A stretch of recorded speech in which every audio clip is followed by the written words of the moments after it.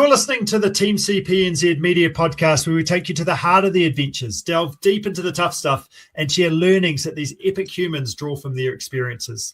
I'm your team captain, Richard Greer, and today on the show, we chat to Joe Nation.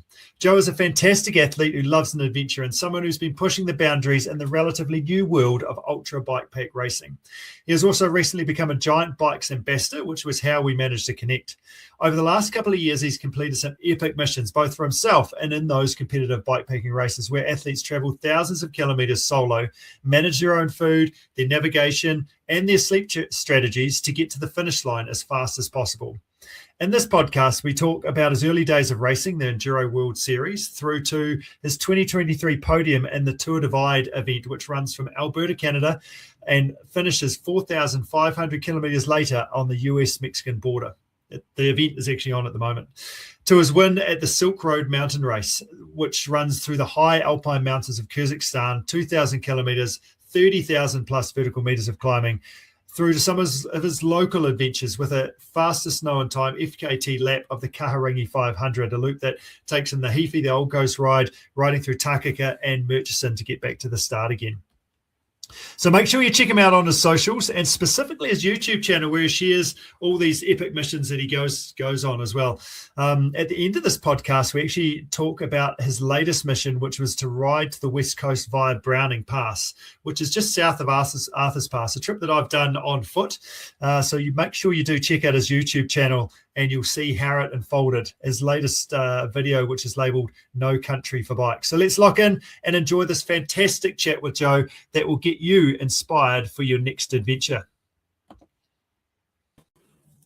Welcome, Joe Nation, to the TeamCPNZ podcast. Pretty exciting to have you on the show today and to talk bikepacking, all things bike, basically, and getting out there and doing a bunch of adventures. How are you getting on today? Yeah, good. Thanks, Richard. Cheers for having me on. I've listened to a few episodes, so it's good to be amongst it. Yeah, good job. That's awesome. So let's just get underway. We've got lots to talk about. You've just recently clicked over the fastest known time for the Kyrgyzstan 500, so we want to talk about that. But you've also done all sorts of different things. You come on my radar a couple of years ago when you won the Silk Road Mountain Race, which it looked absolutely epic. You've also won the Tour Te-Wai Punamu, which we'll talk about, the Tour Divide on the podium for that. You've done all sorts of different things. So we're going to talk about that. But before we go too much further, do you want to give us a bit of an update, I guess a bit of a background about what you've done? Because you haven't been doing this bikepacking ultra endurance gig forever. You started riding your bike downhill fast. Is that correct?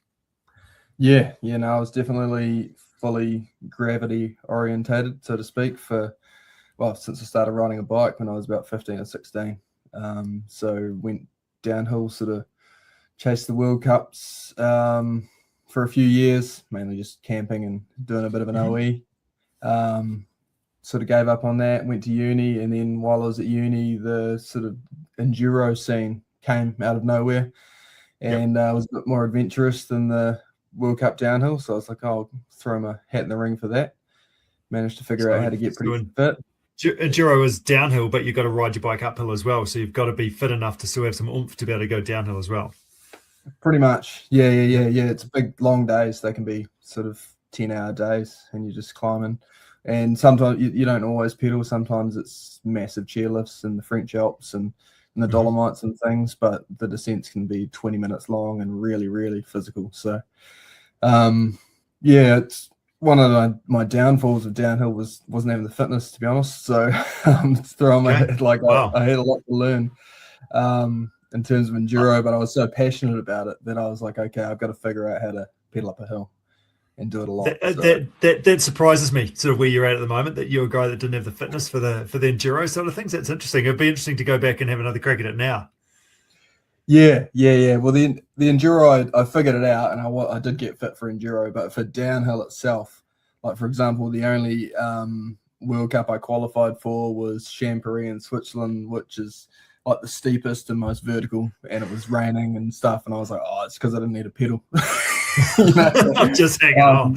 Whoa. It was always my downfall, but no, I got a coach and really figured things out for enduro and got really fit, and that got me sort of really excited to see how I could how far I could take the fitness thing. And after 8 years or so of professional and semi-professional enduro racing, stumbled across this ultra racing stuff, which came sort of out of left field, and been doing it ever since. So how did that transition evolve? Like, I'm just thinking type 1 fun, riding a downhill bike fast, and just it's type 1 fun. I'd imagine it's evolving into type 2 fun when you're going 20 minutes downhill and you're like, when's this ever going to be over, because I'm just cooked here. But there's a whole nother level of riding for days and days and days on end, and pushing and sleep deprivation and what do I eat and all that sort of stuff. Yeah, and basically I just love an adventure in and around my racing. When I'd be training in the off season in New Zealand, I was always keen for massive weekends in the mountains and things like that. And that just evolved, and basically I had a 3-month gap in my enduro racing calendar, and I was living over in Scotland at the time, and just heard about this race, which was basically the length of the UK, 2,000 kilometres. And my good mate Rufus, I managed to convince him to jump on a flight and come over. And we didn't even think we'd make it to the end, obviously, 2,000 just out of nowhere. But we learned a lot on the go, and just, went for it, and ended up coming first and second in that. So we were hooked from there. So good. And how did first and second, you and Rufus have it's a bit of a rivalry, but there's also, you guys do a bunch of adventures together. How does that go between the two of you? Did you win that first one, or did he win the first one? How was that? Yeah, I managed to pip him on the first one, which was good.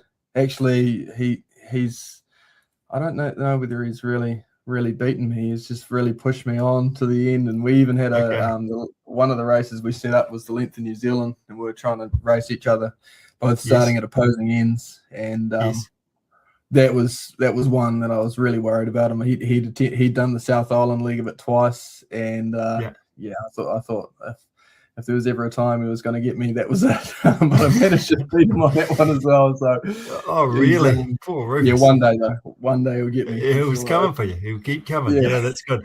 Yeah, so tell us about that. I did follow that a bit. The old you were. Did it meet? How did it go? Did you meet each other going the other way? What was your route, etc., for the length of New Zealand? Yeah, the route was the Shaky Isles route, which was put together by Brian Order, who also organises the Tour de Waipunami race. Yep. And it's just an alternative, basically, to the Ture Te Roa trail. So, but less ferries, and it was a little bit more backcountry, I might say. But I don't know. I haven't really done the TA to know. But it was just less well known. And it took in some incredible scenes of the North Island that I'd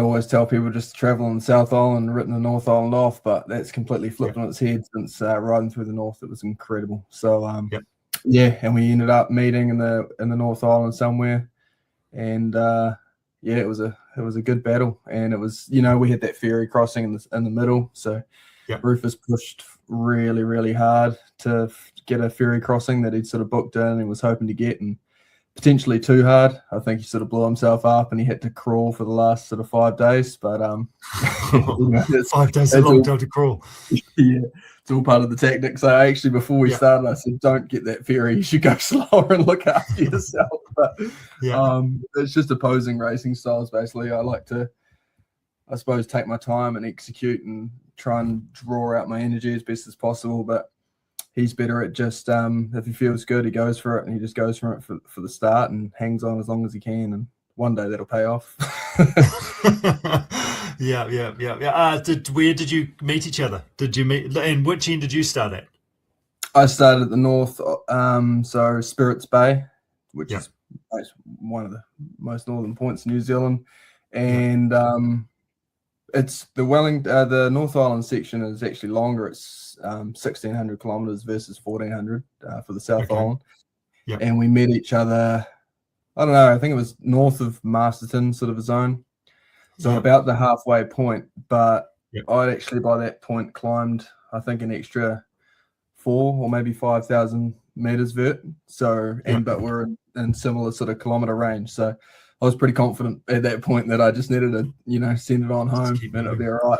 But then I had a storm. He had storms. Yeah, we had all sorts of weather and stuff like that. And there was fords that I couldn't cross and things. So, yeah, it was really cool. And heaps of people came out to the side of the track and supported us and stuff. Probably like several hundred people came out, dot watchers, just to clap us on. How good is that? Did you guys have a bit of a truce while you're meeting each other kind of thing? You might as well sit down and have a coffee and a few cream donuts and a few pies sort of thing, knowing that neither of you are racing away. So you might as well just lap it up for a moment. And then as soon as you get on the bike around the corner, you're off and gone.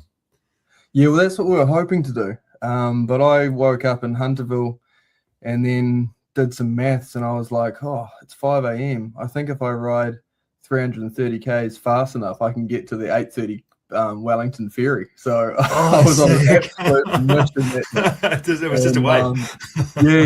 I stopped. We shook hands because it was called the double shake, so we just shook hands and basically just maybe 3 minutes chat and I had to go and I ended up getting that ferry luckily. And he was shaking your hand. Yeah, he was shaking your hand for a bit longer, like, that's all right, we'll just try and keep the conversation flowing.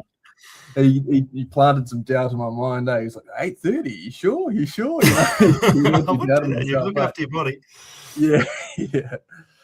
It was good fun. Yeah, that's fantastic. So in terms of, what about the Silk Road mountain race as well? Like that's that was a massive effort across there. And again, you and Rufus were going head to head there, and it was a sort of late on strategy that you managed to push to the finish and managed to win.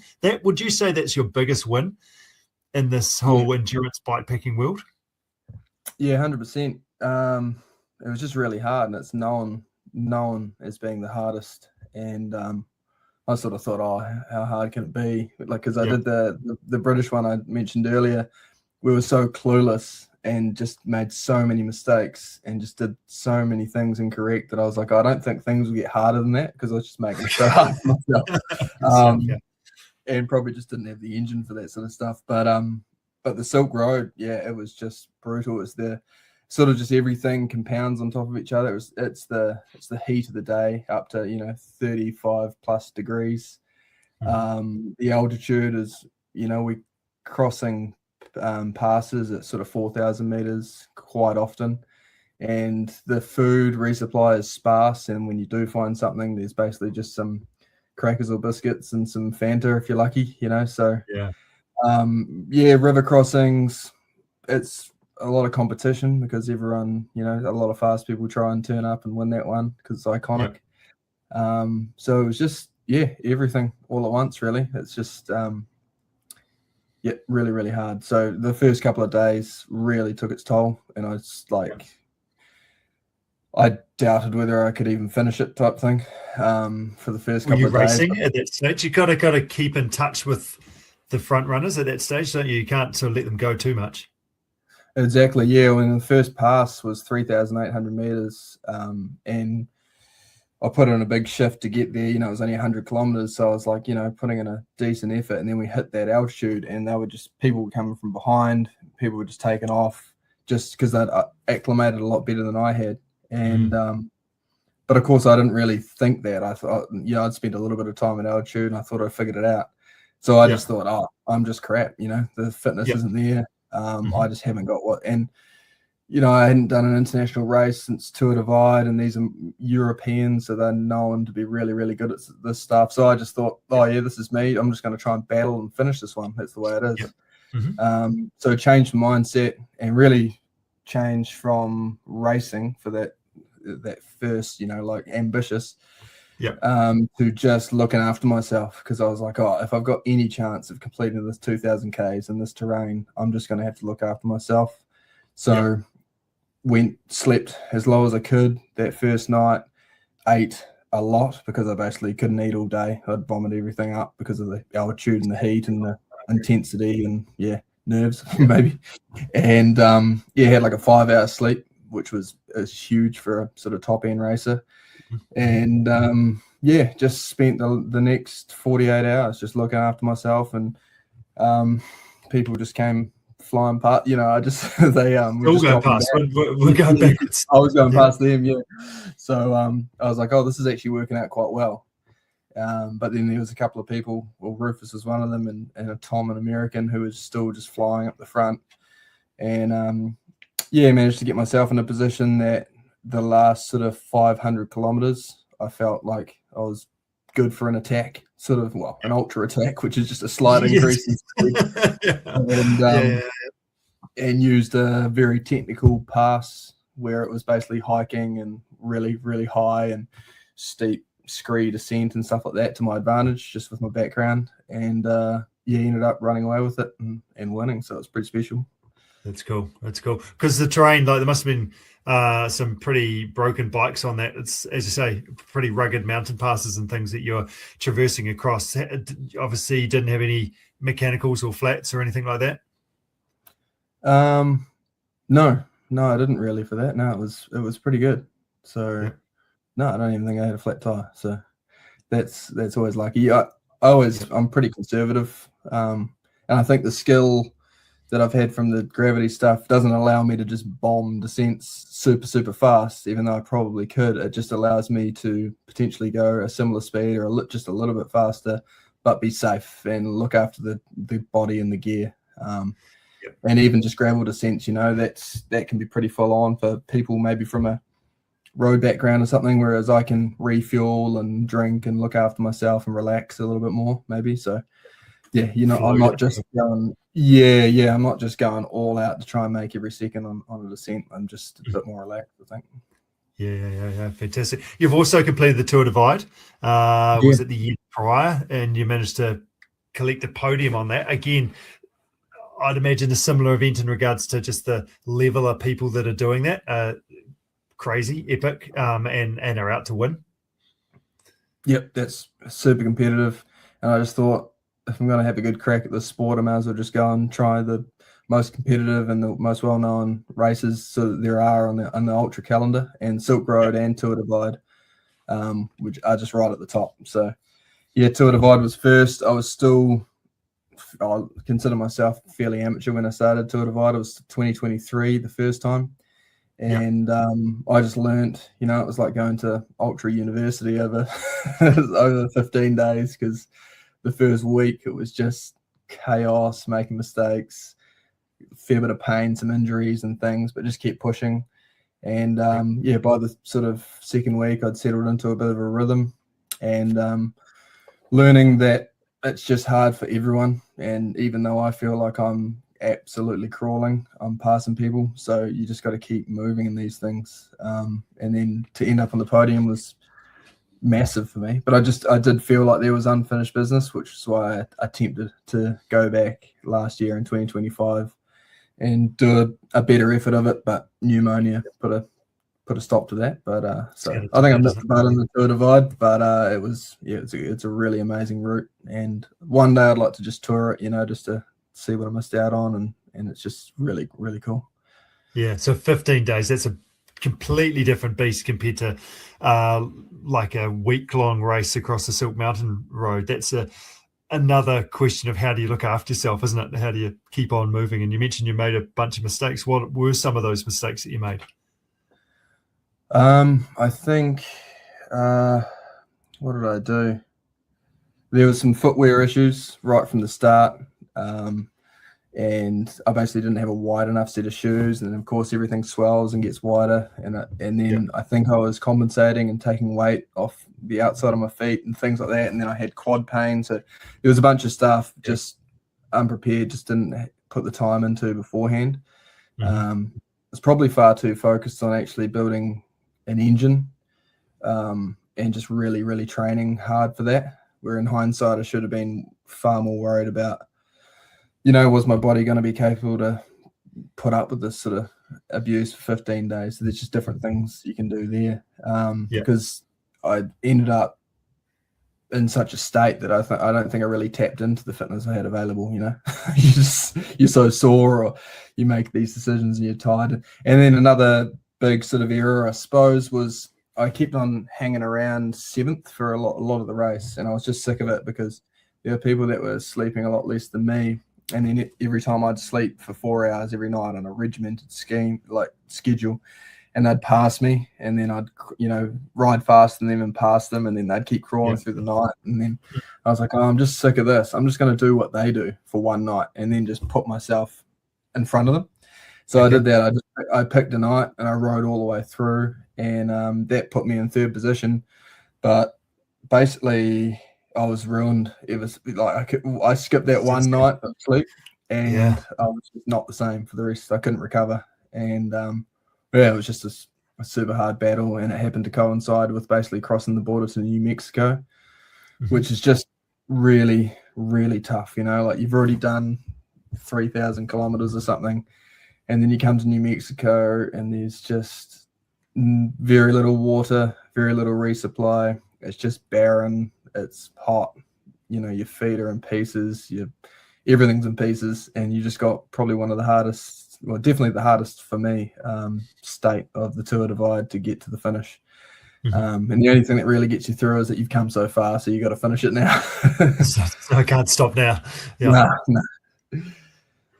That's right. So in terms of like the biggest things when we talk adventure racing is it's not a fitness thing, it's how you look after yourself, your feet, your shoulders, and your butt.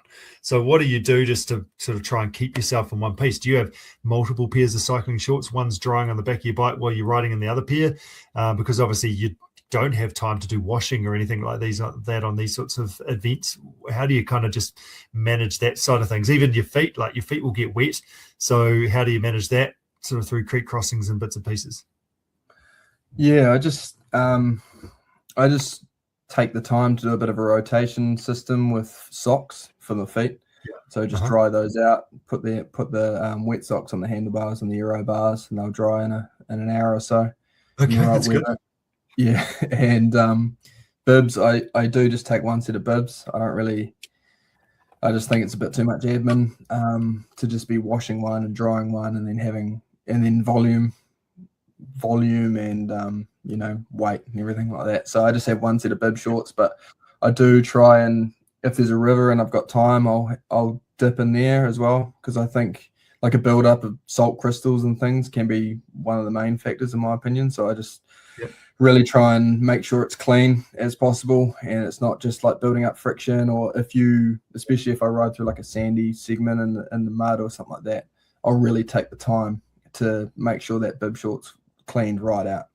And then hygiene at night time, like sometimes it's the last thing you want to do. It's 1 a.m, you're tired, it's raining, you've just got a crappy bivy bag, but pretty regimented at taking the time, getting alcohol swabbing anywhere that has friction, and then I also swab like the chamois and try and kill anything which could be there. And then I have like a skin barrier cream which I use by Aveni, it is. I think it's called Cycathlate, and that stuff's pretty good. It can recover skin even just in like a 4-hour sleep. I feel better the next day. Oh, right, okay. And it's obviously a bit of antibacterial in that as well. Yeah, the swabs are antibacterial, and then the skin cream, I don't know whether that is or not, but it's just, I don't know, it just heals. It makes me feel better anyway. And it's just taking the time, and then also eating before I sleep, just force feeding anything I can so that I can recover when I can in those 4 hours and not wake up absolutely flat and cooked. Well, more than what you already do, So, it's tough to look after yourself, but and it takes time, but saves time in the long run. Yeah.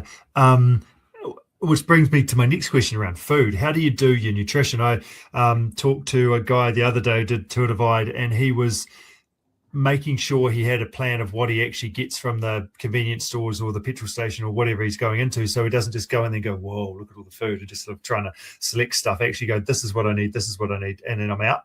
So I think, how do you do that? Because obviously you need to have calories, you need to have something that you can actually stomach, and also the preparation. You don't have time to cook anything, you've just got to kind of eat stuff, don't you, to keep rolling at the level that you're doing it at? Yeah, definitely at the top end, you're not cooking. You're not even really stopping for someone else to cook you a meal. That's probably too slow. In Tour Divide, it's pretty awesome because you've just got fuel stations with just hot dogs and, hot chips and all that stuff. You can just go for it calorie wise. Much harder in other races, but Tour Divide.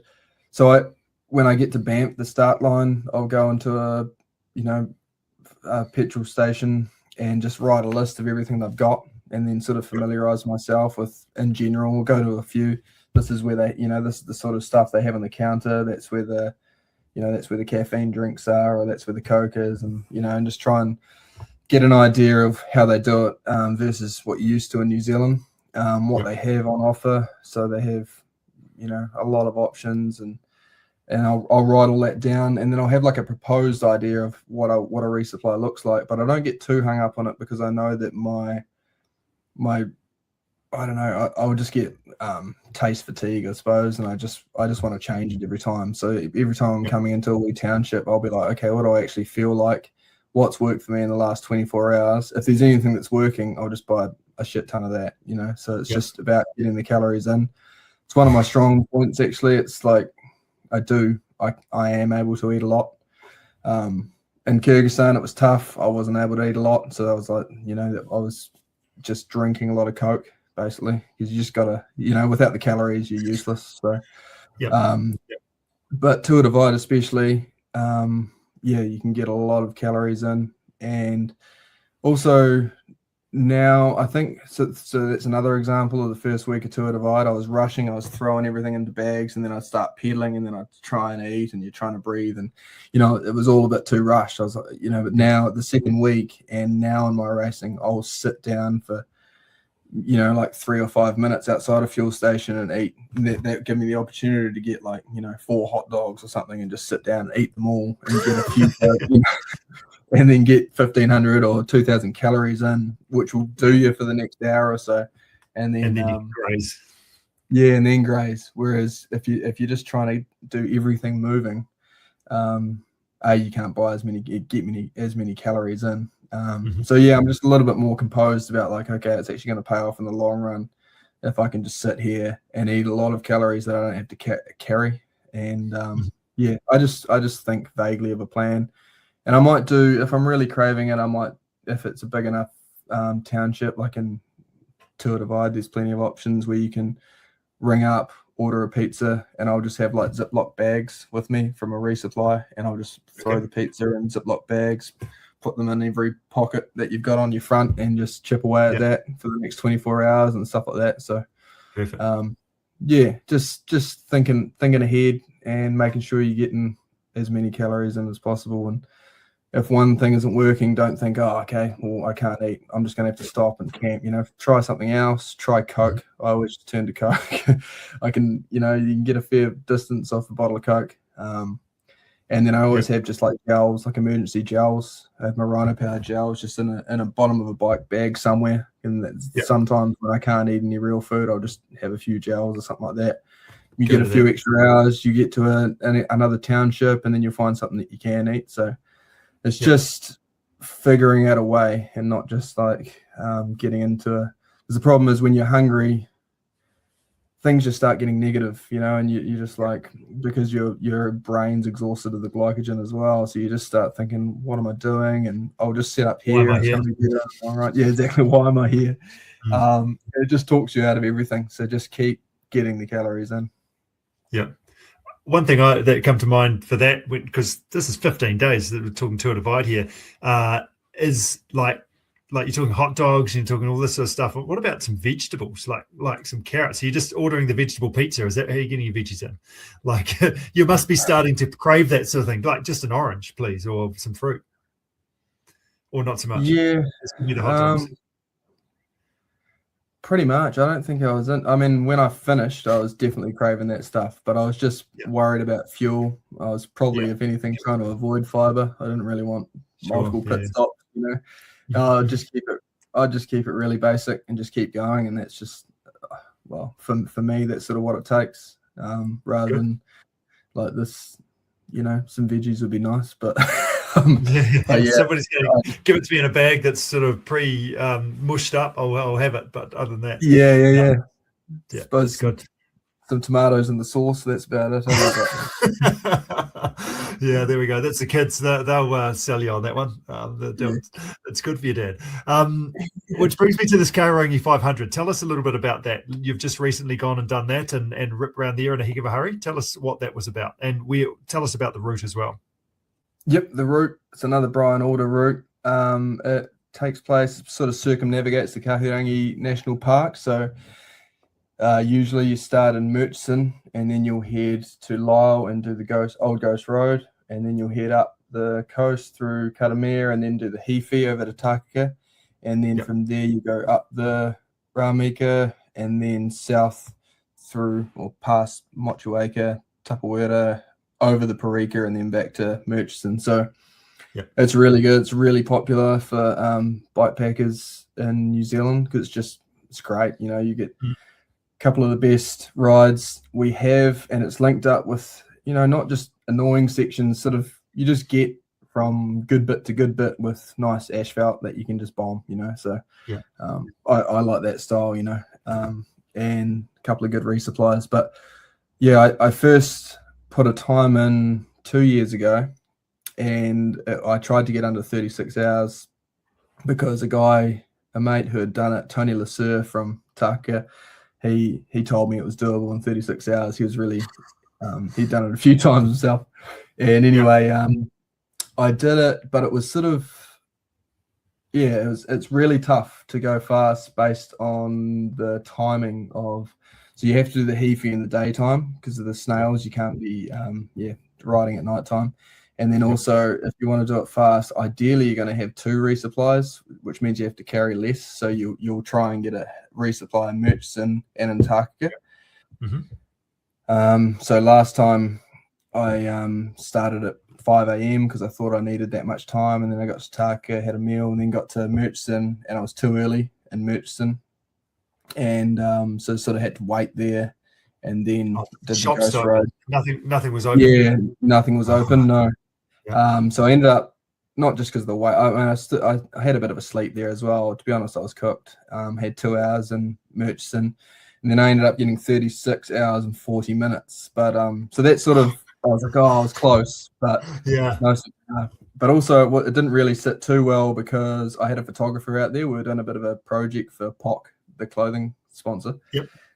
So, and in like, you know, just old school, the sort of Tour Divide style, ultra distance, you can't have anyone out there that you know or anything like that for, you know, it's a massive help. So they tell people in Tour Divide, like, don't go out to the track and don't see people. And I've certainly been in situations, and that was another situation where having a photographer there was a massive boost. You know, even if he's not saying anything like that, you're like, oh, I'm not out here alone. And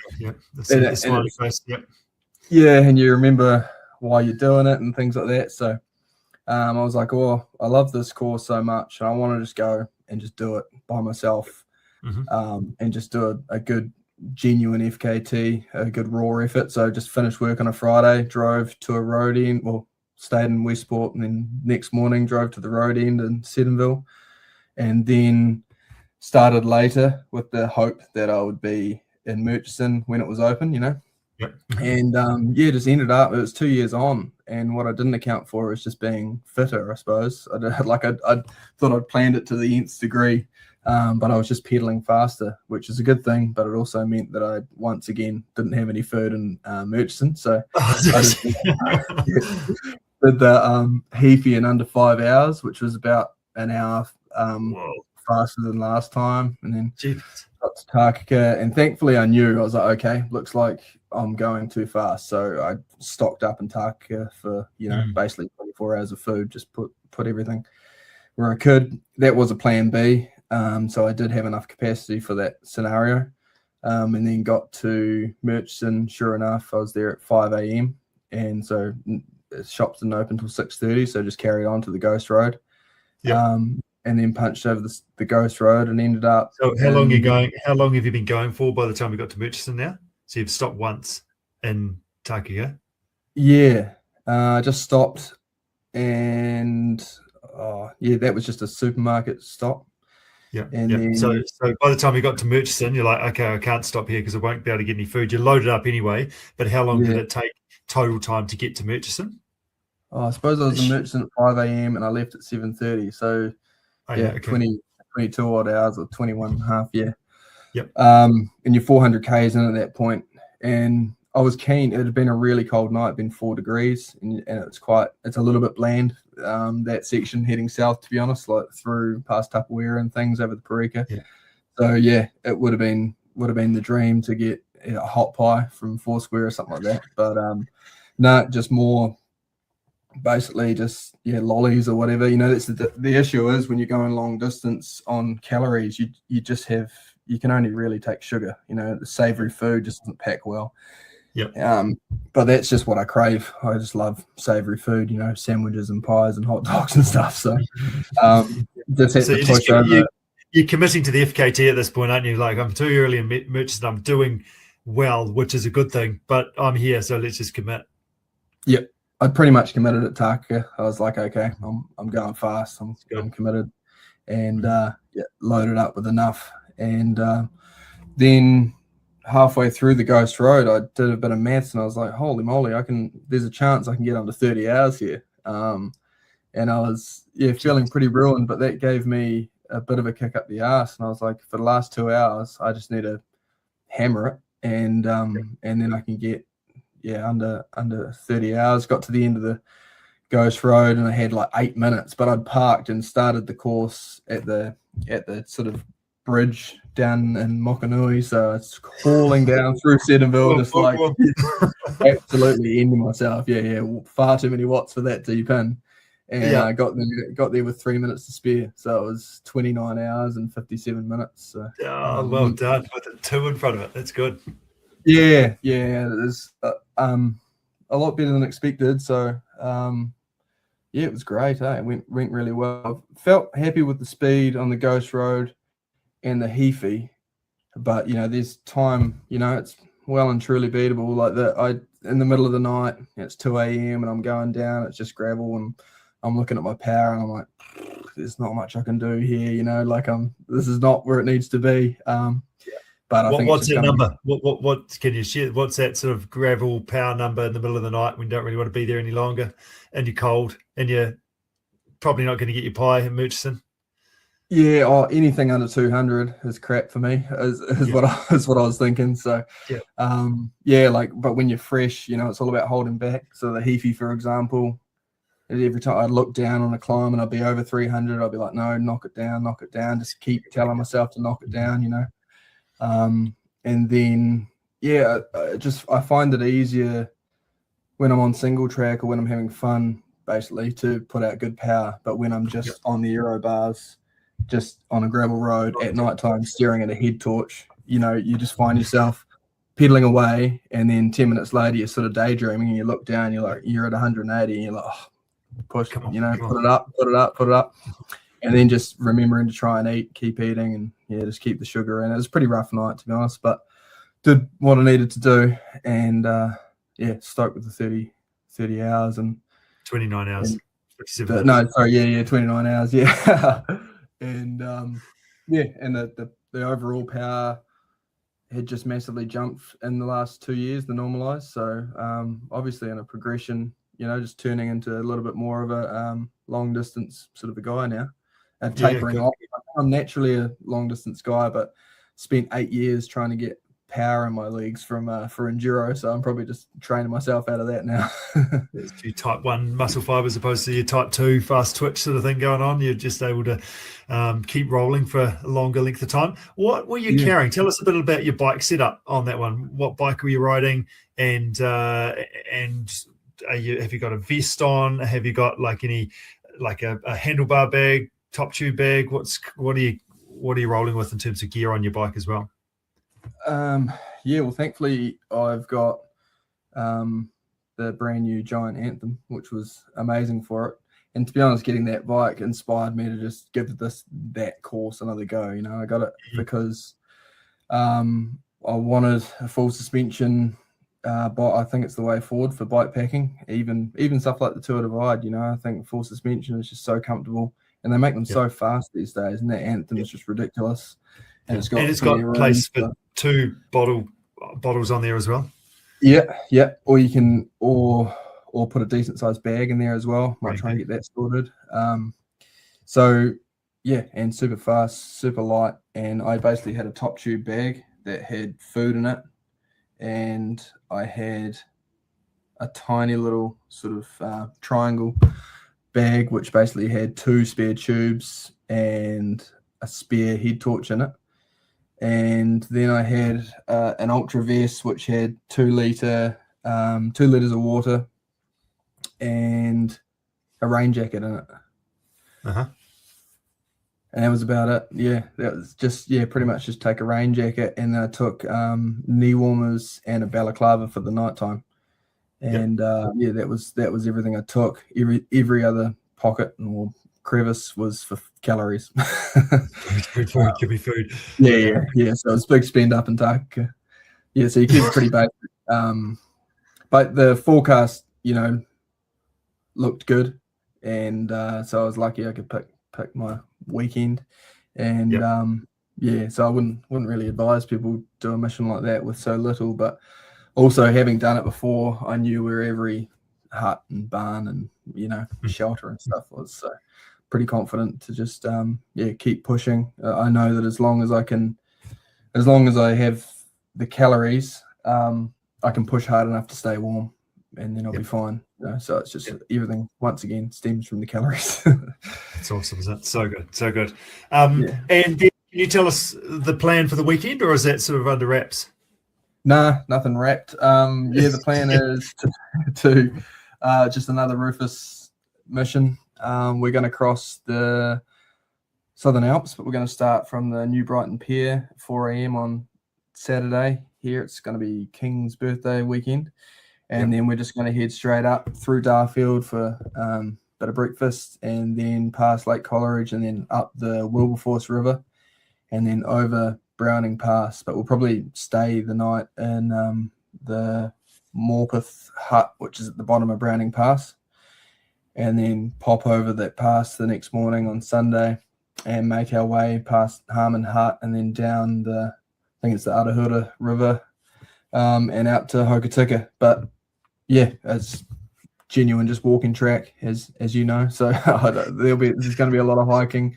There's 72 Ks we worked out where it's not really a track, or there might be some double track and things like that. So it could take 3 days. We're hoping for 2, but we're just gonna go for it and document it. And we've got Cedar Summit are giving us some gear for it to test out, and we're just going to run flat pedals and Scarpa trail running shoes. I think it's just might as well. The cycling shoes, they're going to be good for the Canterbury Plains, and that's about it. So we're just fully committed to covering some ground on rough crap terrain.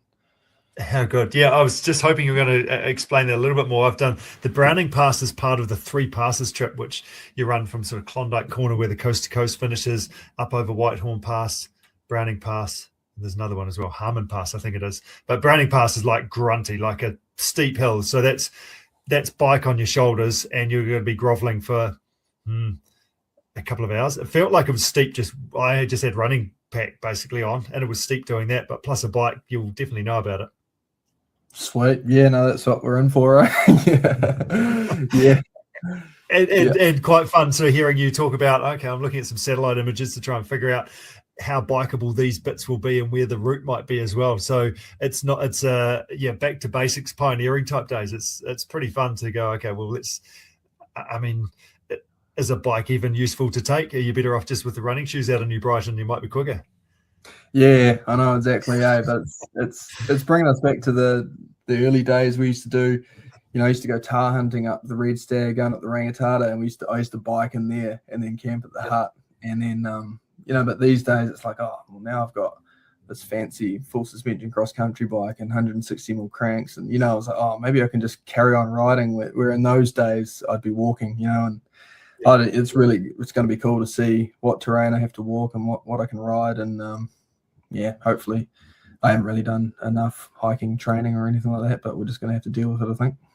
That'd be good. That's good. But I often think that's one of the things for me is that why would you run this thing if I can bike it? Like, I'm running down a trail and it's like, even if there's just a little section of beach forest trail, I'm like, oh, I reckon I could probably bike this. You'll have the opportunity to actually bike that little bit of trail amongst this walking track.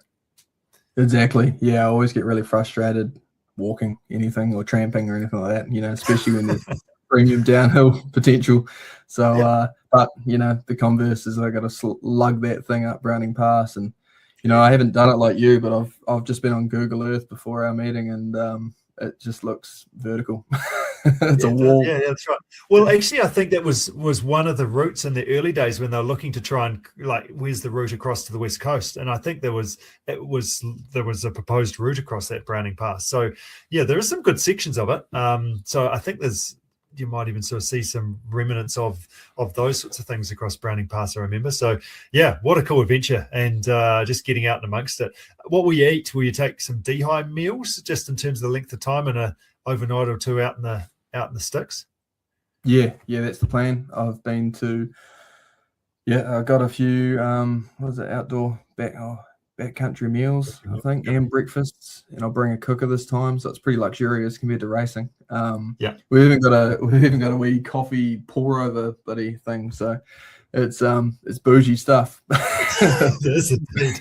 It's you better not plan for too much more, otherwise more stuff will start coming and there will be too much to have to carry.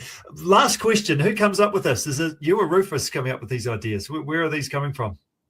Or are you both as bad as each other? Pretty much. No, but he can take full credit for this one. And actually, the last one we did, that was crossing the divide. We thought it'd be easy, was the word, that we could go up through Amberley and then go through Lake Sumner and go over Harper Pass, which is on the Tauranga. Yep. And we were massively mistaken, obviously. And so we just ended up walking for over 20 Ks and not making it, and we had to stay in a bivouac shelter near the pass, which was pretty cool. But pretty much ran out of food because we weren't planning on staying out that night. And then we made it over it the next day, and rather than making it to the coast itself, we just biked straight back over the Otera and back. So basically we ran out of time. So that sparked the idea, we should do it, and we should do it right. So hopefully we can cover ground a lot, because we're just in carbon shoes and the full mountain bike was sort of gravel setup, I suppose. So this time at least we know that when the going gets tough, we shouldn't slow down as much as we did last time.